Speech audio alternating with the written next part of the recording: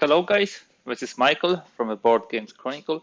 Today I have a chance to present to you a very interesting position in my war games collection. It will be Enemy Action Kharkov, designed by John Butterfield. I can uh, I can say that I really like John Butterfield games, especially his solo designs. They are usually pretty procedural, using the cards, using the actions. We are not using the flowcharts or bots. It's more like procedures going through the turn. And this is really something which suits me. You can very clearly see this in his D-Day series, also in the Space Corp and other games he created. Enemy Action Kharkov would be also for me a first game in my, let's say, starting adventure with Compass games. So far, I played some of Compass games with my friends, yeah, their copies, but this is the first one which will be owned by me. So I'm pretty excited for this new publisher in my home and this great game by this great designer. Enemy Action Kharkov tells the story about the, if I remember correctly, third battle of Kharkov, where von Manstein counter-attacked the Soviet forces in February 1943. There are also some other, let's say, possibilities of playing this game because, as we shall see, this is pretty flexible system, enemy action, and we already had the first version with enemy action Ardennes. Let's see what's in the box.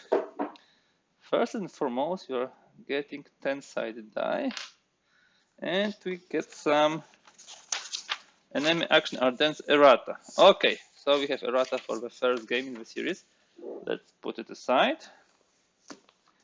Then we are getting some nice marketing material with the games published by Compass Games and possibility to buy them. Let me also put this aside. Now, this is the core box, of course, and the cards. The cards, this is of course something which we very often see in John Butterfield designs, will be driving the game. By the way, it's important to note that the game can be played by one player running the Soviets, one player running the Germans, or two players against each other. I really like the flexibility. Let me just show you the cards. Yeah, it's almost opened. Not so easy, very sturdy packaging. Okay, so here we have the German cards. So as I told you, pretty procedural. We have First Panzer Army. What's the action? Combat tactic, whether it's primary card or not. Also some additional designations. Plenty of them. That's what I like about those games. Then we have Soviet cards. Let me also open them. Should take a second, and I will be with you guys and having the cards unpacked. Okay, so here are Soviet player command cards. I think we have some German still here. Yes, some German are also here. German command and German action. Okay, we should actually divide between command, actions, and so on and so forth. So we have actions here, and let me just see. Okay, of course, command cards, and plenty of them. And that should be all. Good. So let's have a look at the Soviet cards. Also, it shows the front, southwestern, Voronezh front. Those are actually name of the fronts from the offensive at Stalingrad, of course. Yeah, and you activate in particular way particular parts of this front, like arms, for example. And what do we have here? Germ and a set of cards and some other stuff. Let me have a look at this. Okay, so we have German setup, German command, Allied command, German command. Okay, I think I have a feeling this might be additional cards for enemy action Ardennes. It at least looks like this. So we went through the cards. What else do we have in the box? This will be Soviet solo reference sheets. Yeah, 2 of them. Pretty procedural, as I told you. Yes. Then we have German solo, player 8, and summary of the rules. Okay, let me put Soviets with Soviets and Germans with Germans. Now, the tokens. There are not too many tokens in this game. You can see the Soviet ones here, over here. This would be the German ones. Yeah. They are really nicely designated also from the color perspective, because at the bottom you see the orange, yellowish are the Soviet ones, the gray, different shades of gray are actually the German ones, yeah. And here we have also different shades of gray for German.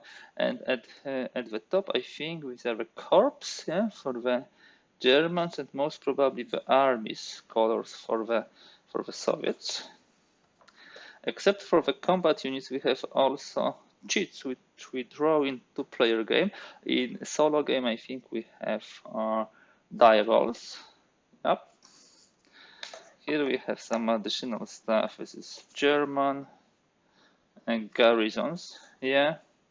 Some entrenchments, no ammunition, and other stuff like this, and of course VPs. Some additional tokens. Some of them are used for, as I said, solo games. Some of them are used for 2-player game. This is Soviet command card display. It goes 1, 2. It can also go from here to here. Yeah, this is all nicely explained with terrain effect chart on the back, and this will be the German command cards display with the terrain here. And now we will have a 3 rule books. Wow, you may ask, 3 rule books? Why? Because each and every type of play has different rule book. We have Soviet solo rules, we have 2-player rules, and we have also German solo rules. It's really appreciated, I would say. I love to have separate rule books for different modes of game rather than one with some, okay, this is section for that part, this is section for that, but I definitely prefer to have 3 rule books. We had similar situation with the Pacific War, where you have engagement scenarios, where you have battle scenarios, and where you have this full rule book. Also 3 rule books, which allows you to much easier digest the content. What do we have here? Player 8 for 2 players. Fantastic. And now we will have, surprise, 3 maps. Yes, the game comes with 3 maps. I would need to check which map is for. Oh, this is 2-player map. Let me show you this. Okay, here it is. Beautiful one. Kharkov here.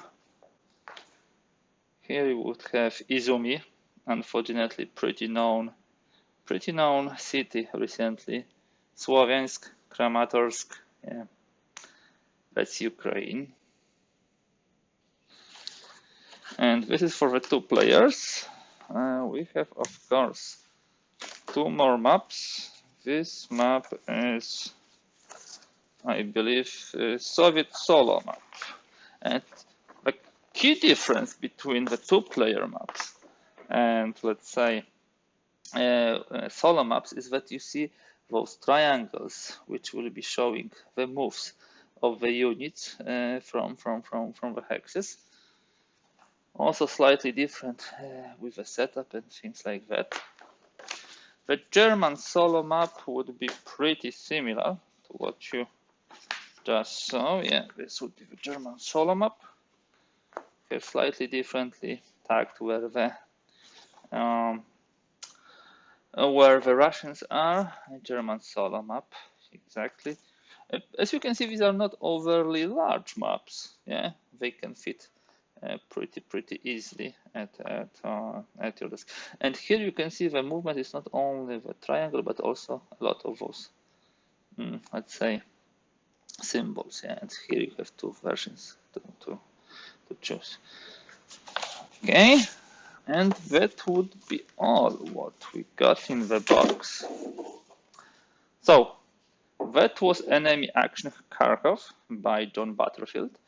I'm really eager to put this game to the table. Sorry.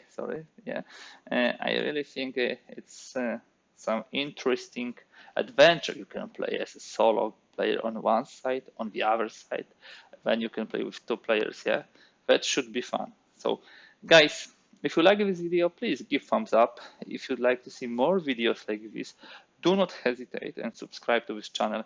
I really appreciate every subscription. It really helps such a small content creator as the Board Games Chronicle. Thank you for today, and hope to hear from you soon in next movies which I'll be creating for this channel. Thank you and bye.